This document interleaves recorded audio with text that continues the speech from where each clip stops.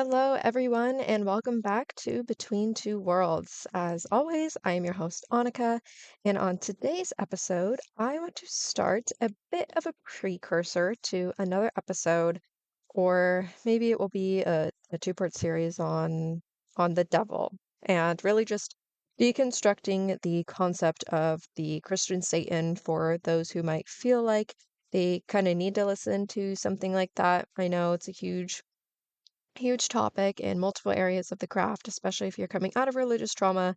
And I know it was something that definitely helped me. But first, I do want to start by talking about specifically the devil in the craft for today, because there are a lot of misconceptions, right? And even quite a few practitioners who would still argue that there is no devil in the craft, but that is not necessarily the case, especially in folk traditions. As someone who has had the religious trauma of Big Daddy Satan, as you want to call it, at first this was really hard for me to separate the two and, really train my brain that they are just not the same thing. So let's talk about the devil from a perspective you might not have considered before. I know some of you might be thinking, which is worship the devil or which is don't worship the devil. It's certainly a hot topic, and I hear that all the time in social media and just plain media. While that's certainly the more popular culture and conservative religious voices would probably have you believe, like most things in witchcraft, the reality is just far more complex than that, and frankly, far more interesting than the oversimplified narrative. So, really, the truth is, when we talk about the devil in various craft traditions, we are not looking at the Christian Satan. We are looking at something much older and something that was deliberately demonized, something that carries entirely different meanings and even associations than what Christian doctrine would have us believe. So when we look at pre-Christian pagan traditions across Europe, we find a recurring figure that Christians would later use as, their template for the devil, the horned god. I am not going to go super deep into this just because I did cover the horned god and Pan in my episode about goats, but while this divine masculine presence appears in countless forms like Cernunnos, Pan, Faunus, Herne, and more, these weren't evil figures or adversaries to the divine. They were just divine themselves, representing vital aspects of life that communicates to all cultures and communities, honored and celebrated. So these horned deities were primarily associated with wildness, the wilderness itself, fertility, animals, and just the cycles of life and death. They represented, the untamed aspects of nature, not evil, but rather beyond human control and domestication. The horned god was the lord of the wild places, the embodiment of masculine generative power, the hunter and the hunted. Archaeological evidence, of the horned deity worship predates Christianity by thousands of years. And to me, this is just one of the telltale signs, right?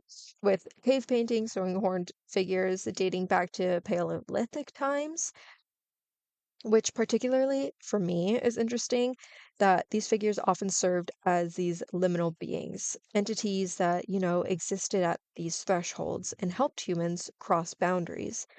They were psychopomps, they were guides between worlds, they were holders of this hidden knowledge and teachers of mysteries, these entities that could help humans navigate between the civilized world and the wilderness, between life and death, and between, the ordinary and non ordinary states of consciousness. There was fear mixed with reverence, yes, but it was the healthy fear one might have of the wilderness itself, respectful rather than moralistically condemning. The other crucial aspect of these figures was their association with sexuality and pleasure, not as a sin, but as sacrificed life force. Pan and the satyrs were openly sexual beings, representing the, reproductive power that ensures survival. Their sexualized nature wasn't considered wicked or immoral by all means in their original context. It was simply this honest acknowledgement of a vital aspect of existence. This sexual component would later really become one of the primary reasons that these figures were demonized because it was really easy for it to, kind of be the bandwagon for everything else. A rejection of embodiment and natural desire that reflects more about Christian fears than about the original deities themselves. So, the early Christian church didn't simply invent their adversary from nothing. They needed their devil to not only be frightening, but also recognizable. They used something already established, so they engaged in a deliberate process of appropriating this imagery from these gods. And honestly, it would seem they took the most beloved and powerful ones to convert.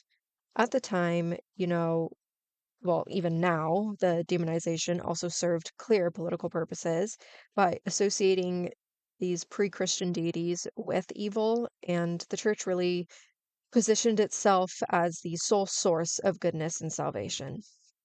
Anyone maintaining the old ways would be branded as devil worshippers, a powerful tool out of control, and this wasn't just theological, it was a strategy of dominance that allowed Christian authorities to systematically dismantle these spiritual systems and replace them with their dualistic worldview. The witch trial period took this demonization to obviously horrific extremes, and I've covered this before. These forced confessions extracted through unimaginable suffering started to shape the popular imagination about what witchcraft really entailed. The Malleus Maleficarum and similar texts confided these torture-induced narratives into, quote, fact, creating, this feedback loop where the accusations influenced the confessions, which then reinforced the accusations. What's particularly notable is the intensely gendered nature of these accusations. Women's sexuality was especially feared, and the idea of women consorting with the devil played into this already existing misogyny. Another image started to build from this, right? The sexual deviant, a succubi, sorceress, literally using the body of a woman to put into this little box alongside the devil, like he would use them as his puppets to gather more sinful souls. So, what we're left with is a profound distortion. Natural human sexuality was reframed as demonic temptation. These ancient gods of the wilderness became the ultimate adversary. Practices that honored the masculine principle in nature were twisted into blasphemy, and perhaps most harmfully, people's relationship with their own bodies and desires and really connection to the natural world was served and replaced with fear and shame. This theological reframing has had psychological consequences that extend far beyond religion into how we perceive ourselves and really our relationship with nature. Consequences many witches today are actively working still to heal. So, despite the church's efforts, folk magic practitioners didn't simply abandon their relationships with the powers they had worked with for generations. Instead, these relationships went underground, often, hidden behind coded language and syncretic practices that outwardly appeared Christian while maintaining older connections. One of the most fascinating examples is the figure known as the Black Man or the Man in Black, which mostly appears in European witch folklore. And this figure appears in trial records and folk accounts, not as a red skinned, pitchforking, wielding devil, but as a man dressed in black, or sometimes an entity with black skin who would meet witches at the crossroads or even in the forest. Gemma Gary, in her book, The Cornish Book of Ways, she provides some fascinating insight on how the devil appeared in these specific traditions, like the Buga or the Bugadu. The black spirit of Cornish folk was more understood as this spirit body of the almighty dead and of the old craft rather than the satanic figure. And that is honestly really consistent with most traditions of the devil appearing in folk magic. This spirit of cunning that you petition for the power of healing and witchcraft. It is a spirit entity that is deeply connected to the land and ancestral wisdom of practitioners. And this kind of brings us to the crossroad traditions. Again, a crossroad tradition appears a lot in multiple cultures, but are particularly well known in American folk magic and even blues narratives. You know, the story of Robert Johnson selling his soul to the devil at the crossroad carries echoes of much older traditions where the crossroads represented a liminal space where worlds met. The entity encountered there, where he called it the devil, the black man, or any other really given name, wasn't necessarily evil, but was certainly powerful and dangerous. These crossroad encounters were about gaining knowledge, about gaining power or skills that really transcended ordinary human limitations, and often for a price. So let's get into the nitty-gritty of the devil in the craft, and let's skip over some history. The devil figure takes on yet another dimension as this initiator and teacher of witches. Far from the Christian adversary, this entity, sometimes called the Master, the Horned One, the Man of Black, or again other coded names, is seen as the holder of witch knowledge who can pass on the craft to worthy seekers. In these traditions, the devil isn't worshipped as a god, but rather engaged with as a tutelary spirit, or sometimes as a representation of the witch power itself. A witch essentially goes under this initiation process or encounters to meet the Old One at specific sacred sites or crossroads, which would impart to the seeker knowledge of witchcraft or the magic of herbs, poisons, and so on. Sometimes a witch would even be stolen and forced into this relationship or would need to sacrifice something of their own, perhaps even working or doing some sort of bidding or knowledge seeking on the devil's part in this sort of exchange. It really goes to show within folk traditions and folk magic how really they preserved these relationships with demonized deities through strategic adaptation. When open worship became dangerous, practitioners found ways really to maintain their connections through seemingly innocent folklore, folk songs, dances, and traditions that concealed deeper meanings from outsiders. The Abbott's Bromley horn dance, Morris dancing, and various folk plays featuring a wild man character can be seen as cultural preservations of the horned god beneath a thin veneer of acceptable and rural tradition. So, for marginalized communities, the demonized figure sometimes became a powerful symbol of resistance. Those branded as outsiders by dominant Christian culture sometimes embraced the outsider deity. We can see this in how certain folk traditions flourished among the poor, particularly the enslaved and women, all groups with limited power under Christian or patriarchal structures. When the established order demonizes something, embracing that very thing can become a form of rebellion. The devil of folk practice became associated not with evil, but with freedom and from oppression, with hidden knowledge, and with powers that didn't depend on the approval of churches or authorities. What emerges from these folk practices isn't a worship of evil, but rather a complex relationship with the figure who represents this wilderness, this sexuality, hidden knowledge, and resistance to domination. The practitioners who maintained these relationships weren't rejecting morality, but were operating within a different moral framework, one where direct experience of nature and spirit held more authority than church doctrine. They weren't worshiping evil, they were refusing to accept the church's definition of really what evil was in the first place. So, in practical terms, many folk magic traditions developed specific techniques for working with this figure that we still see echoes of today.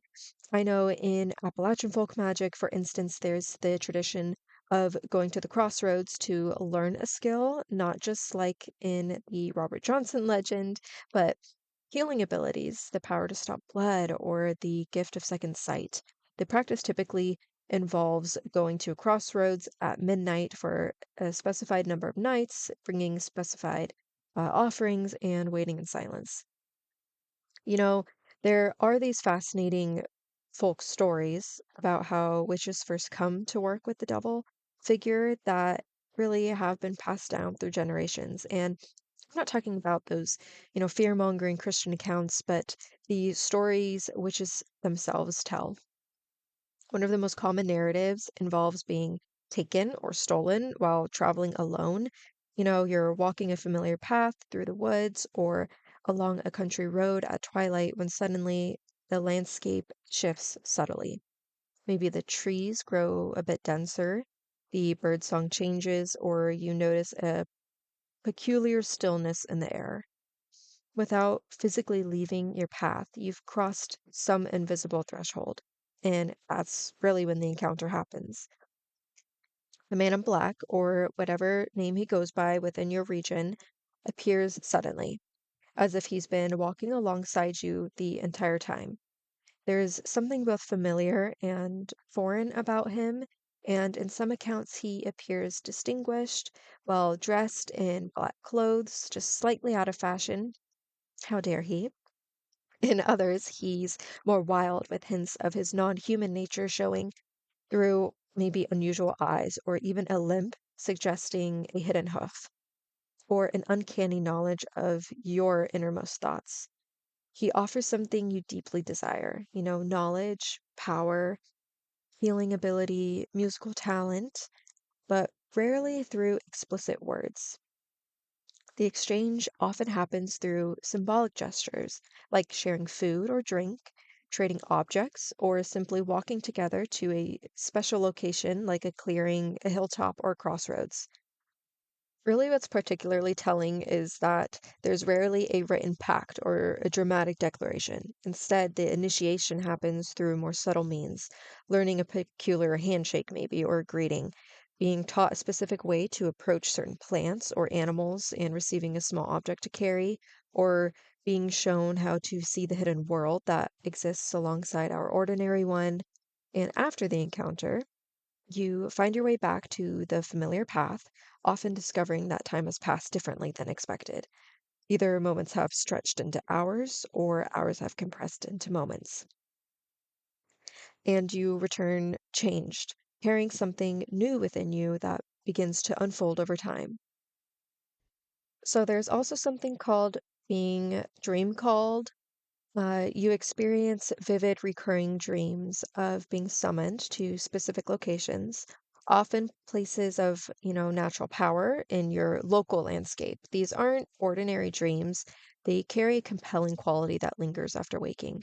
The dreams might continue for weeks or months until you finally acknowledge them by physically visiting the location you've been shown. And really, within folk wisdom, it is known that if you ignore these calls completely, they eventually stop. The opportunity passes, But if you answer by going to the place in your dreams, typically alone at a liminal time like dawn or dusk, you often experience your first waking encounter with the devil figure. I've heard countless stories from traditional witches who describe this pattern of dream calling as their first step into deeper craft work, sometimes happening even to children as young as 7 or 8, though the full understanding of the experience might come years later. The tools and the materials associated with the devil and folk practice are equally revealing. So aside from these actual experiences and these initiations, there are quite a lot of tools and botanicas that we can also work with. Iron, crossroad dirt, graveyard dirt, black candles, mirrors, and specific herbs like the devil's bit, devil's shoestring, and John the Conqueror root all have these associations with this figure in various folk traditions.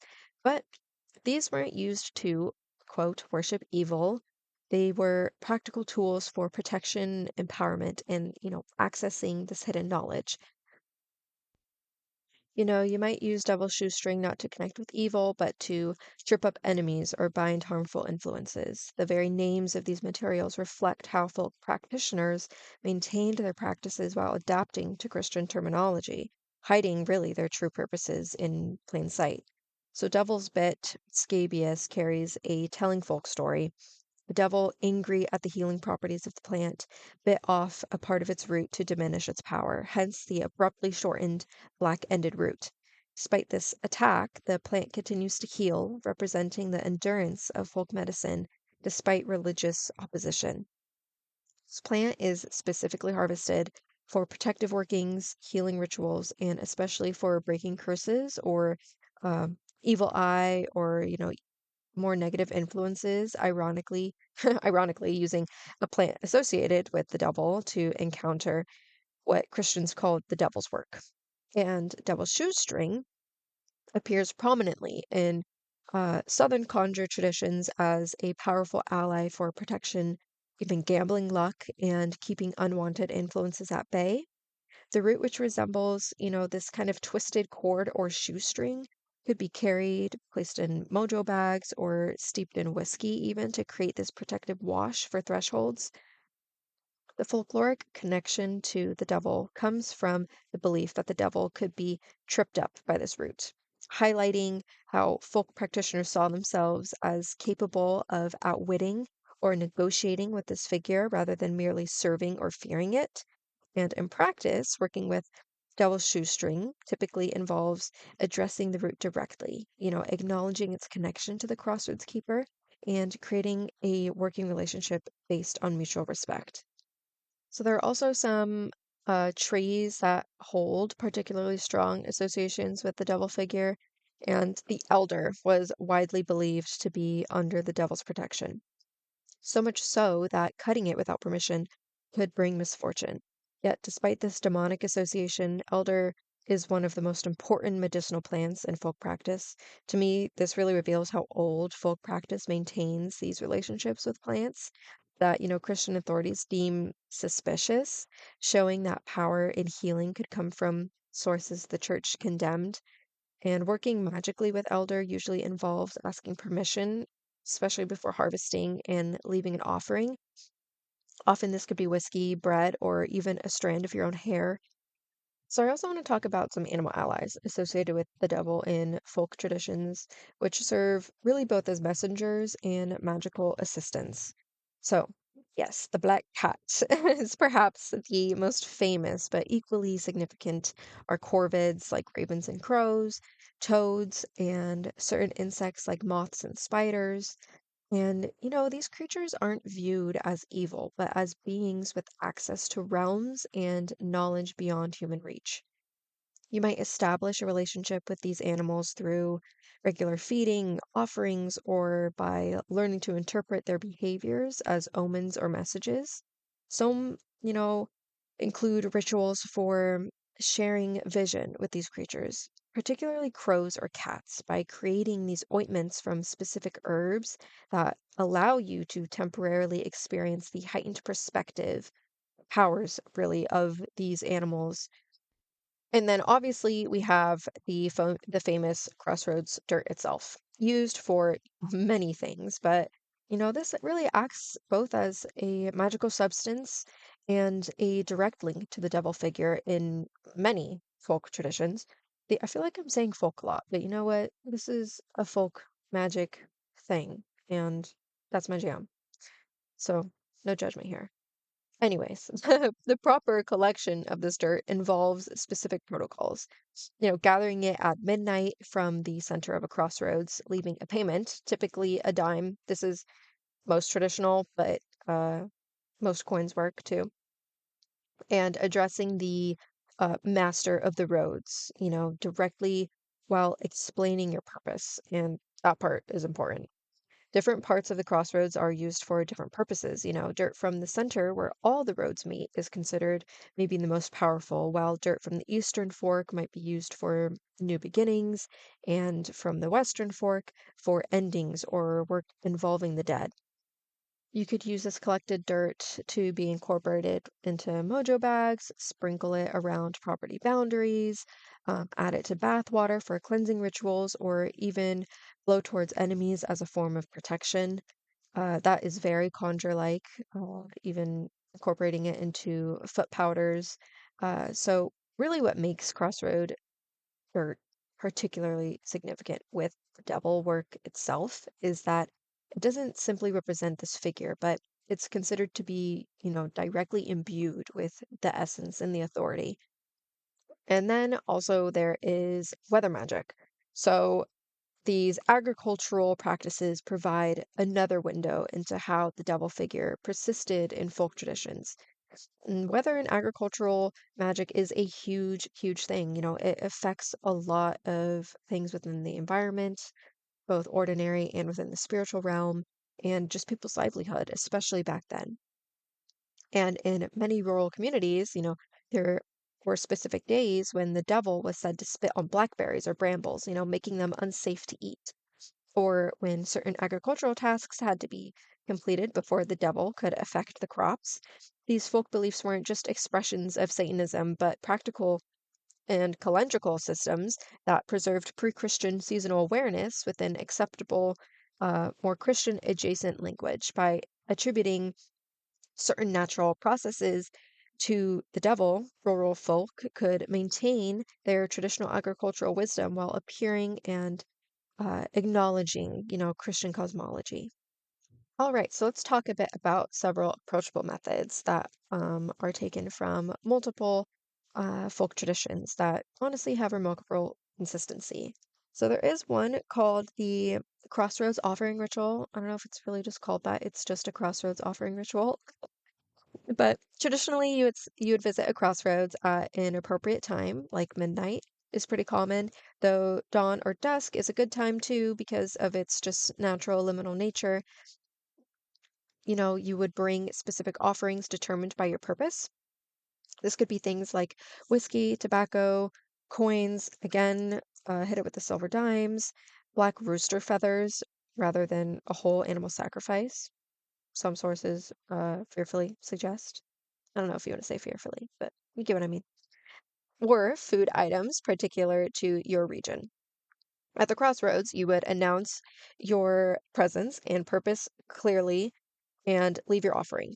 And within this crucial uh, departure is you do not look back. And results often come in unexpected forms in the days and even the weeks following, frequently through chance encounters or sudden insights rather than these dramatic manifestations. There's also the Devil's Ladder, and this is a technique for working with this figure again. This involves creating a physical representation of your intent using natural materials like twigs, feathers, or even bones tied together with a red string or a red thread into a ladder-like structure.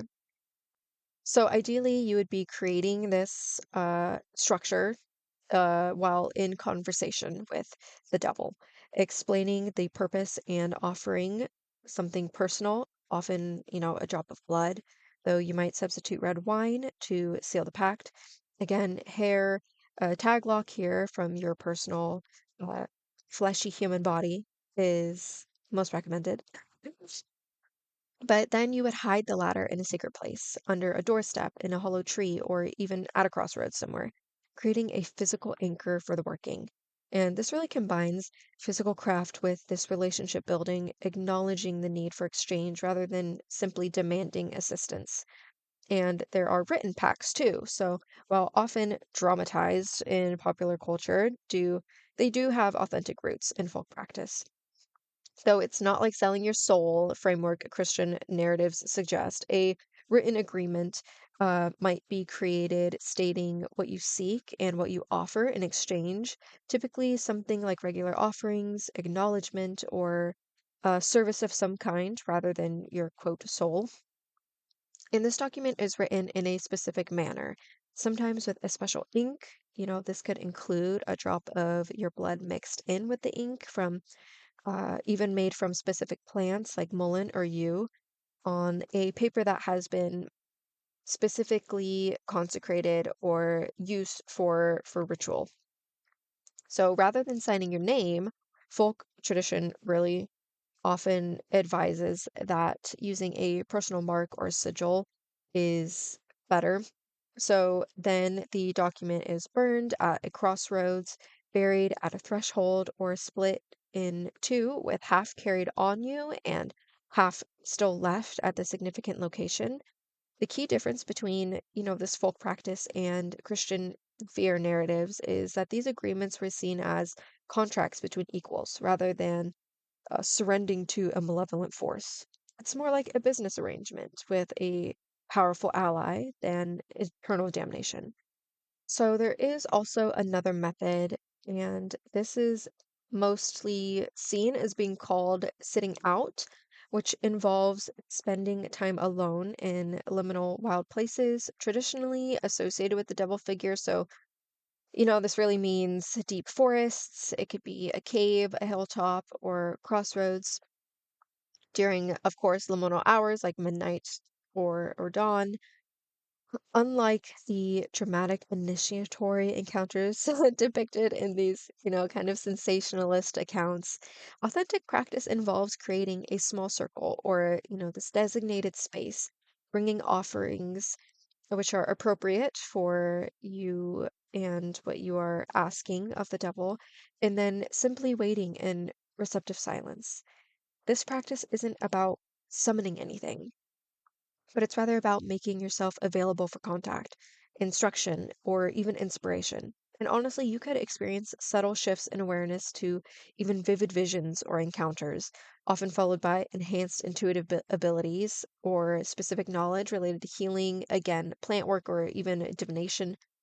And really, what I like about this practice is its simplicity. It requires no elaborate tools or formulas, just the commitment to be present and receptive in spaces and in times traditionally understood as these thin points between the worlds. So, for those of us practicing folk magic today, understanding these histories offers practical insights. When we work with things like crossroads dirt, when we leave coins as payment for services, when we use specific herbs with devil in their names, we're not engaging with the Christian concept of evil. We're participating in an ancient tradition of exchange with powerful forces that transcend simplistic moral categories. This understanding frees us to work with these materials not from a place of transgression or rebellion against Christianity, but from a place of authentic connection to folk traditions that predate these religious interpretations.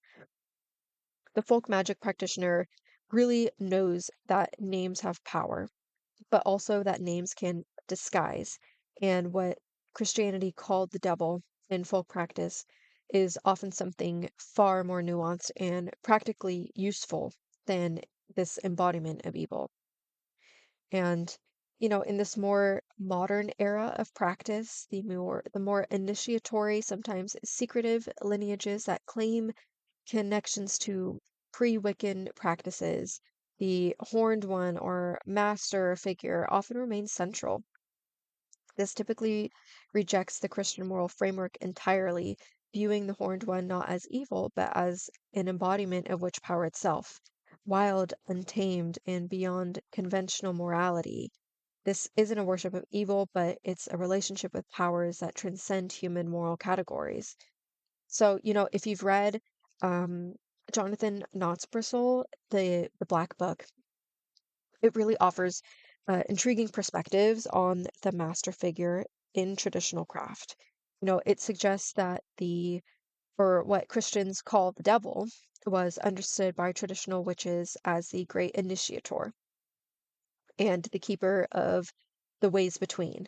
According to this tradition, whether one perceives this entity as terrifying or benevolent depends on one's own nature rather than any inherent moral quality of the entity really itself. While I am not Wiccan, like many witches who first start out, I think it's kind of the first thing that we go to if we don't really have someone else to learn directly from, whether it's from our own family or culture. I definitely did my research and tried out the Wiccan practice in my early days. So, particularly in this more public Gardnerian or Alexandrian forms, it really takes a different approach when you talk about the devil. Gerald Gardner and subsequent Wiccan leaders deliberately reclaimed and really rehabilitated the horned god, explicitly separating him from the Christian devil.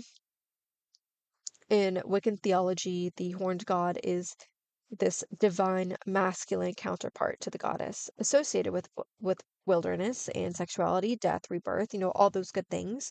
Wiccans emphasize that their horned god, often identified specifically as Cernunnos or Pan or simply as the god, has nothing to do with Satan or evil.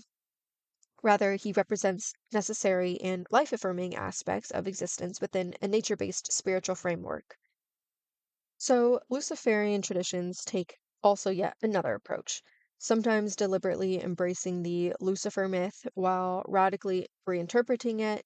In many Luciferian perspectives, Lucifer represents not evil, but illumination, the light bringer, questioning authority and the pursuit of knowledge, even when forbidden by oppressive powers. These traditions often engage deeply with mythology and, historical texts, finding value in the archetype of the Lightbringer while rejecting Christian moral interpretations. And this isn't about being evil or immoral, but about challenging simplistic notions of good and evil imposed by religious authorities. Secular or even atheistic witchcraft traditions can also approach the devil from a psychological perspective and seeing it as an archetype representing the wild and more instinctual aspects of human nature that society has taught us to repress. From this perspective, engaging with the devil or the horned god imagery really means integrating these aspects of oneself rather than denying them. A process that brings wholeness rather than evil. This psychological framing has more in common with Jungian ideas of shadow integration than with any theological concept of sin or evil. Also, it really could be utilized, if you think about it, in more of a chaos magic perspective if you're using these psychological archetypes within your magic.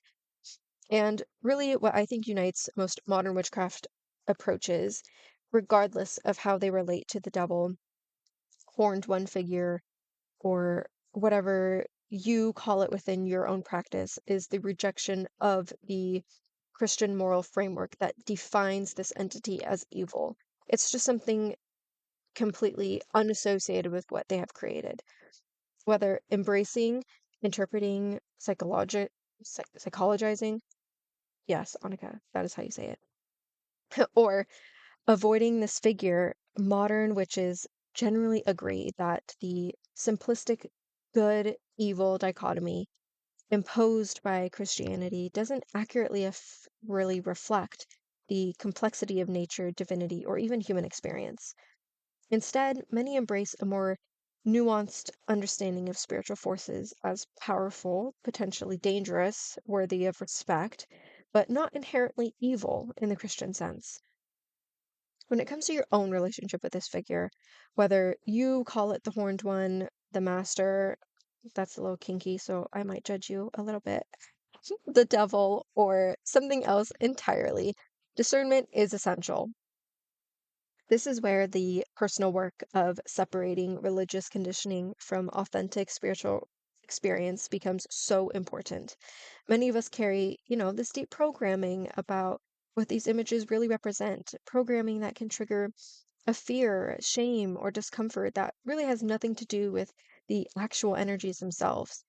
The first step in reclaiming your understanding is recognizing when your reactions are coming from religious trauma rather than a genuine intuition. And you could always start small. Instead of doing one big grand thing or ritual you still might be wary of, you could start just by recognizing and respecting the energies at certain wild places and crossroads. Fear-based approaches create fear-based experiences, and while approaches grounded in a genuine seeking out creates just very different outcomes. There are dangers in both total rejection and uncritical acceptance of this archetype. Completely rejecting anything associated with the devil might honestly mean cutting yourself off from powerful aspects of nature and the divine masculine out of fear rooted in Christian programming, whether you like it or not. It's there. And on the other hand, uncritically embracing devil imagery, especially from a reactive, oppositional stance to Christianity, might lead to working with energies or concepts you haven't fully processed or even understood. The middle path involves careful discernment, deep self-knowledge, and a willingness to examine both the historical context and your personal reactions. So, really, for those interested in exploring a relationship with the Horned One beyond Christian framing, I'd suggest starting with specific aspects or attributes rather than the entire complicated archetype. Perhaps you're drawn to the wilderness aspect, the god of wild places and untamed nature. Maybe it's the keeper of hidden knowledge that calls to you, or the figure who moves between worlds. You might connect with the passionate, vital sexual energy this figure represents in many traditions, or with its association with necessary endings and transformations. By approaching specific aspects rather than the loaded entirety, you can build a relationship based on authentic resonance rather than reaction to Christian narratives. My own approach to this figure has obviously evolved significantly over my years of practice. Initially, I carried so much religious programming that anything remotely devil like really did trigger this sense of guilt, like I was already doing something wrong. But I always kind of had this strange, deep curiosity, almost like I don't buy your whole evil story thing. And I knew there was more to it before I started practicing more folk ways. But looking back, the fear clearly was from what I was taught and not what I actually felt. Through careful work with both history and my own psychology and practice, I've come to experience the Horned One or the devil as more of a profound teacher, an embodiment of wild wisdom that really helps me connect to, my own connection to nature, to my own body, to the cycles of life and death that our sanitized modern world tries so hard to deny. And this isn't about rejecting morality, it's about embracing a more honest and more complete understanding of existence itself. So, I want to emphasize that exploring the devil figure in witchcraft isn't about being edgy or being rebellious for its own sake. It's about reclaiming a fuller understanding of the divine masculine in nature. It's about healing the wounds created when Christianity served our relationship with wilderness, sexuality, and mystery. So, again, I know this was a long one and I am a little sick, so just ignore my little nasally voice. But well, don't ignore everything, please. But I want to thank you again for listening, and wherever you are, I hope that you have a wonderful morning, day, or night.